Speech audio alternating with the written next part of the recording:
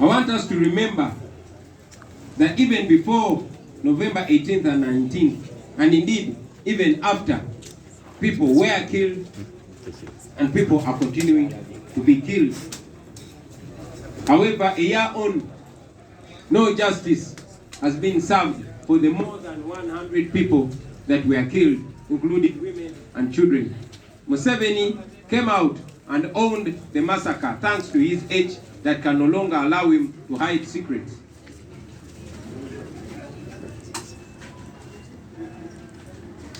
He said that he was in Karamoja when he heard that people were protesting in Kampala and many other parts of the country, and ordered the army to sort them out. And indeed, the army sorted them out by killing them. Like Museveni has always been behaving, killing people's children, breadwinners, husbands and wives, and then sending them money as if life has a price. He came out to say he will pay off those that were killed. It's unfortunate that even when Museveni came out to pretend that he respects human rights, nobody has been apprehended for the November massacre. Even when many cameras captured that, including BBC camera, we know who killed our people. And I want to remind the nation that the person that is responsible for the murder of our people, especially those massacred in November, is none other than General Yoweri Kaguta Museveni.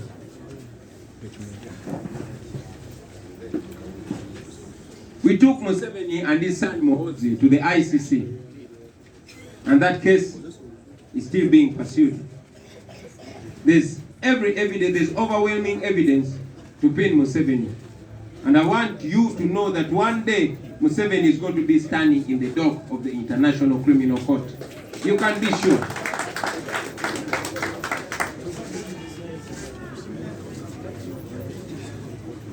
I have a message to many of the people, especially oppressed people, that are being used against themselves.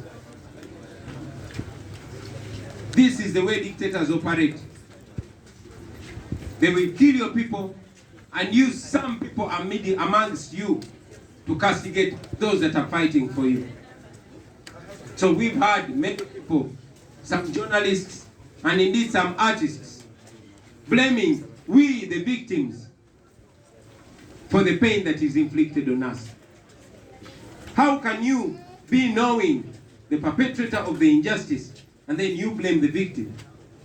Many people were killed, yes, by Museveni. How then do you blame the victims other than blaming the murderer? So those that are being used against themselves and against oppressed people, they should be ashamed of themselves. And finally, I want to ask all of you in your respective religions to raise your voices and pray to the Almighty to allow it within our lifetime to see that Museveni pays for the crimes against humanity, the crimes against Ugandans. But most importantly, don't just pray, but do everything within your ability to make sure that we free ourselves from this brutal dictator, because nobody is safe. We might be commemorating these people today, but many have been killed without our knowledge. Many have been killed and they're not directly connected to us.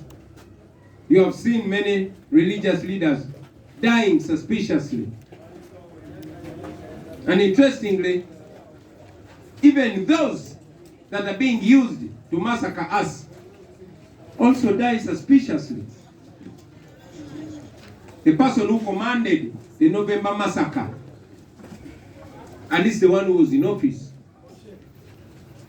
was Afande Lokech. Today, we also talk about him as one of the people who died suspiciously. And yes, the suspicious attack that was carried out on General Katumba should speak to us and also speak to those people that are in the system You are not as safe as you may think you are. You are not any different from us. The only difference is that you are dying on your knees and we are dying on our feet. But we are all dying. So remember that.